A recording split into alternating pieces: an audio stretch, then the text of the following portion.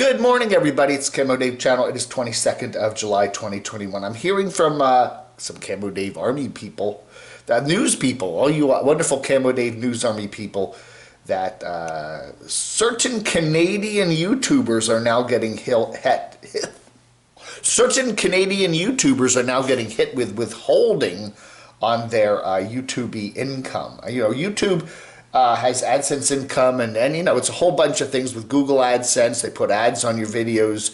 You can do super chats. You can make some money on that, et cetera, et cetera, et cetera. So once a month, I think it's around the 21st of the month, they send you the previous month's earnings, okay? And you can keep track of all that on your control panel and see how much money you're making. And there are some YouTubers that have like 200,000 or 500,000 subs, and they do make multiple thousands of dollars, many multiple thousands of dollars a month. And anyway, we are hearing now that it's been in the works that I don't know if it's the U.S. government or the Canadian government, but they're now being hit with massive withholding.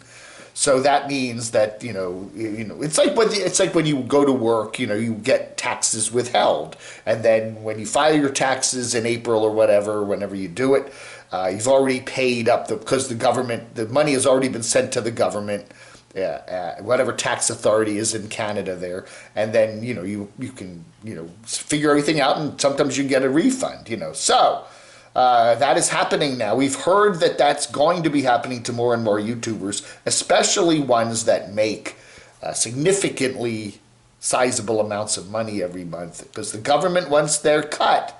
Now, we've also heard of certain YouTubers that have, gotten levies from the federal government, from the IRS, regarding their back taxes that they didn't pay. YouTube does send all of its information to various tax authorities, state, and I don't know if they send them to states, but I know they send them to the federal.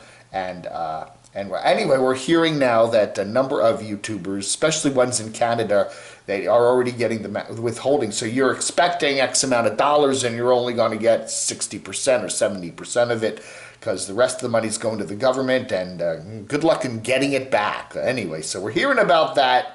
You got some Camo Dave News Army stuff. Anything that applies to nomads or whatever, send it to camodave@gmx.com.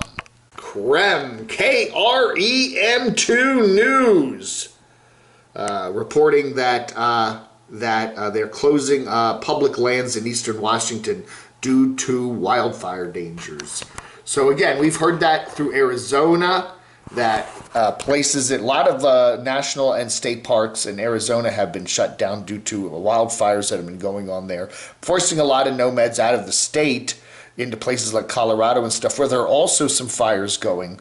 And the other thing is, now it's affecting places in eastern Washington. So more lands being closed down, fewer places to camp out, more smoke in the air. Oh yeah.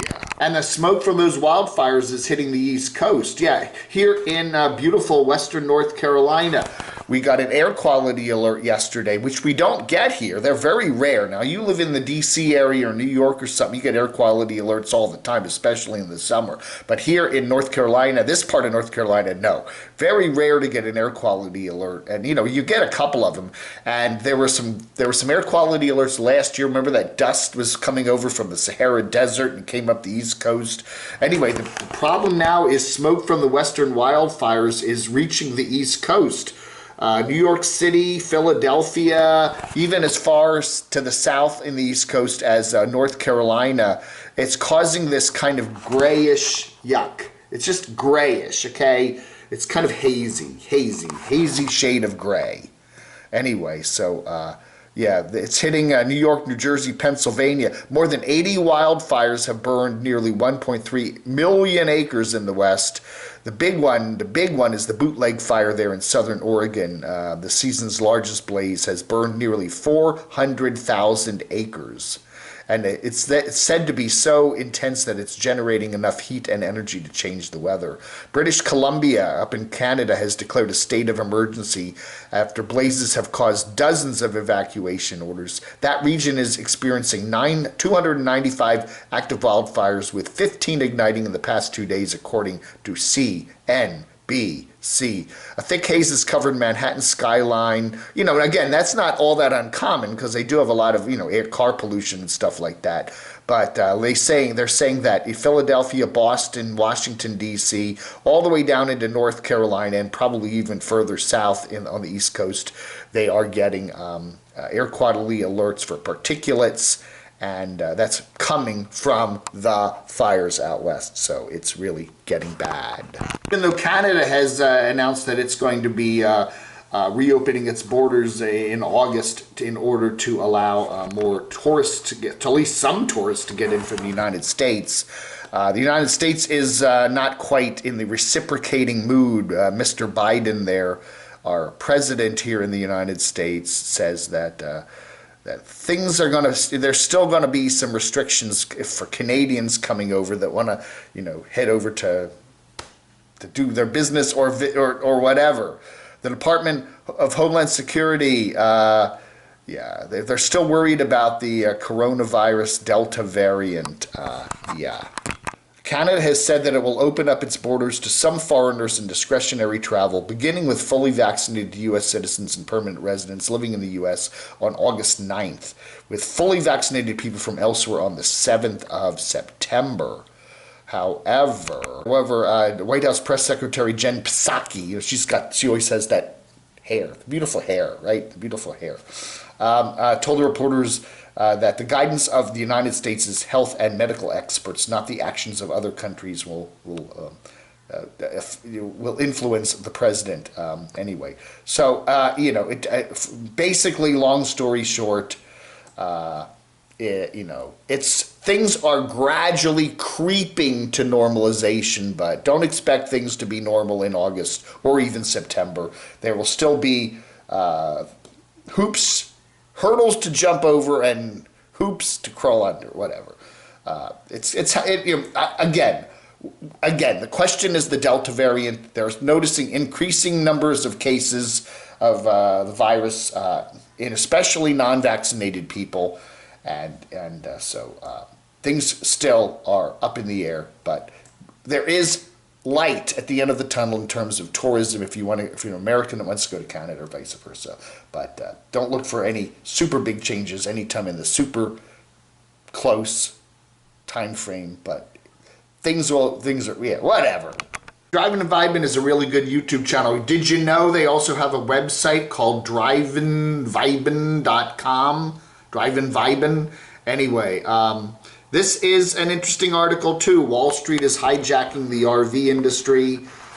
We've also been reporting numerous cases of how Wall Street, hedge funds, etc., are getting more and more invested into RV parks and stuff like that. Used to be back when used to be that a lot of the RV parks were independently owned by families or couples or small companies, but more and more parks are being bought out by giant corporations, and they're being run like that. A whole bunch of interesting aspects to that. Yes, a lot of nomads, including these guys, the RV Odd Couple, are claiming that yeah, they're trying to buy a park there in Alabama and trying to get back to the olden days where parks are run by individuals and not corporations. You know, corporations are setting, you know, dynamic rates, so it's much more expensive. They are upgrading a lot of the facilities in the parks, but they're taking it away from being like a natural park into more like a hotelish kind of situation. Things are more expensive, there's more regulations, etc., etc., etc. You know, so anyway, so you know, yeah, more resources are being poured into parks because of the corporate owners. However, if you want to get back to nature and kind of you know, the old style of camping, things are going away pretty quickly. Anyway, this is a very good article, so check it out. Kyle and Olivia Brady, Drivin' and Vibe. That was the article there. That's Drivin' and Vibin'. Drivin' and Vibin'. Check it out. Very good website if you're into nomadic stuff. And a lot of interesting stuff. Can you dump your tanks at home? Oh, no. Well, don't dump it in your neighbor's backyard. That will not win you any any invitations over for a beer and some wings in the backyard anytime soon. Good video, good channel there. Check it out. Put it in your recommended, you remember web browsers, the web, remember that? Used to be a thing. Drivinvibin.com. Anyway, another Camo Army person sent me a very good article from the Boston Globe, which I'm not going to show here because these newspapers, they want you to subscribe even though all you want to do is read one stupid article. They won't let you read one article unless you sign up. Now, I'm not doing that. But anyway, it's a good article if you can get to it. The Boston Globe, sleep anywhere in a van, think again. Yeah, about the tightening rules and regulations on overnight parking. So we've been covering that. A lot of the other nomads have been covering that, a lot of the critical channels, and it's true, especially in the East, Northeast, in Florida. It's harder and harder to be able to park and what they call boondocking or stealth camping, especially in places like Walmart parking lots and other places like Cabela's and stuff like that. Again, there's some places that allow you to and others that don't. We're talking to RV Camp Her Marie, who boondocks a lot in her. She has a big van and a camper.